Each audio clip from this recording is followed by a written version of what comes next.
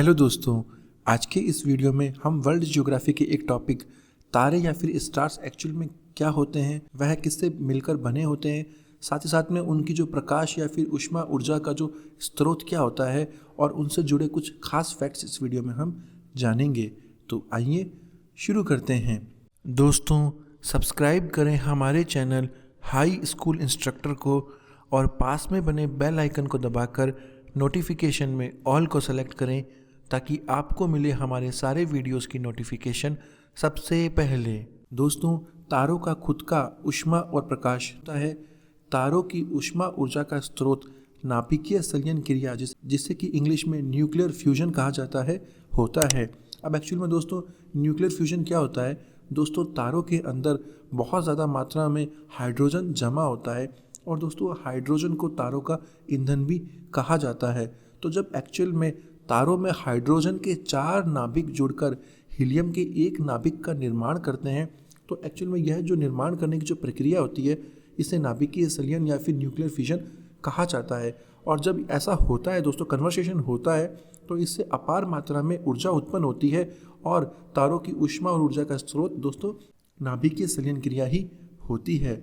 अब दोस्तों एक मेन बात, इस संसार में सभी कुछ एक समय बाद में ख़त्म हो जाता है, तो आप ये मान सकते हैं कि तारों की हाइड्रोजन भी कभी ना कभी ख़त्म हो जाएगी। तो आप ये माने कि तारों के चमकने की एक निश्चित अवधि होती है, वह अनंत काल तक चमकते नहीं रह सकते हैं।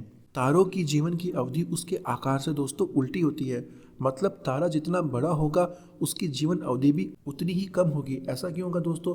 क्योंकि तारा जितना आकार में बड़ा होगा उसमें उतनी ज़्यादा मात्रा में हाइड्रोजन मौजूद होगी और जितनी ज़्यादा मात्रा में उसमें हाइड्रोजन होगी उतनी ही ज़्यादा उसके अंदर नाभिकीय संलयन क्रिया होगी और वो उतना ही तेज ऊष्मा ऊर्जा को पैदा करेगा, उतना ही तेज चमकेगा, जिसकी वजह से उसके अंदर जल्दी से जल्दी हाइड्रोजन खत्म होगी।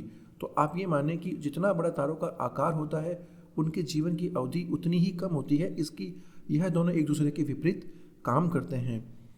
अब दोस्तों, तारा जब अपने शुरुआती जीवन चक्र में होता है तब उसमें सबसे ज़्यादा मात्रा में हाइड्रोजन होती है। जब वह सबसे ज़्यादा गर्म होता है दोस्तों, तब उसका रंग जो सबसे पहले नीला होता है, फिर जैसे ही वो थोड़ा ठंडा होता है तो उसका रंग सफ़ेद होता है, फिर हल्का ठंडा होने पर उसका रंग पीला होता है और लास्ट में तारा जब बुझने की कगार पर होता है या फिर एकदम उसकी लौ कम होती है, तब दोस्तों उसका रंग लाल हो जाता है।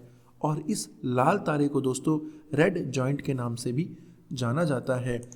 अब जब तारा लाल अवस्था में आ जाता है तो ठंडे होने की वजह से उसमें बाहरी आवरण जो होता है उसका वह फैलने लगता है और उसमें विस्फोट हो जाता है। तो जो एक्चुअली में बाहरी तारा ठंडा हुआ, ठंडा होने की वजह से उसका बाहरी आवरण फैला और जब उसमें विस्फोट हुआ तो इस विस्फोट होने को दोस्तों सुपरनोवा विस्फोट के नाम से जाना जाता है। अब क्या होता है दोस्तों, जब लाल तारे में सुपरनोवा विस्फोट होता है तो सुपरनोवा विस्फोट होने के बाद में जो लाल तारे के जो अवशेष बचते हैं, अगर उन अवशेषों का द्रव्यमान सूर्य के द्रव्यमान का 1.44 गुना से कम होता है, तब तो दोस्तों वह वाइट ड्वार्फ या फिर जिसे आप कहते हैं वाइट ड्वार्फ तारा बन जाता है।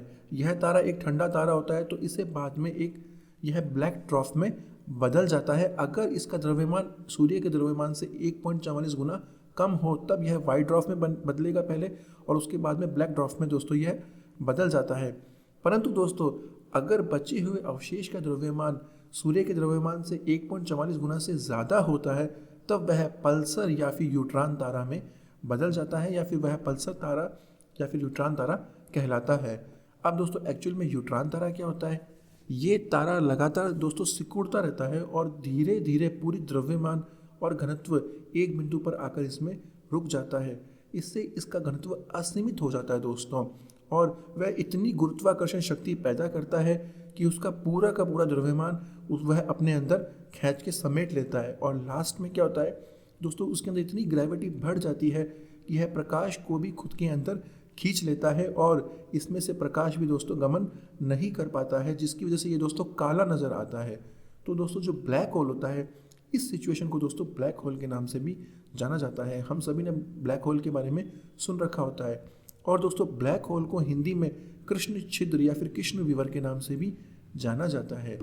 तो दोस्तों ये थे तारे से रिलेटेड कुछ इंपॉर्टेंट फैक्ट्स जो काफ़ी हमारे लिए इंपॉर्टेंट है और हमें पता भी होने चाहिए। तो अगर से आपको हमारा ये वीडियो अच्छा लगा तो ज़रूर से हमारे चैनल को सब्सक्राइब करें, वीडियो को लाइक और शेयर करें।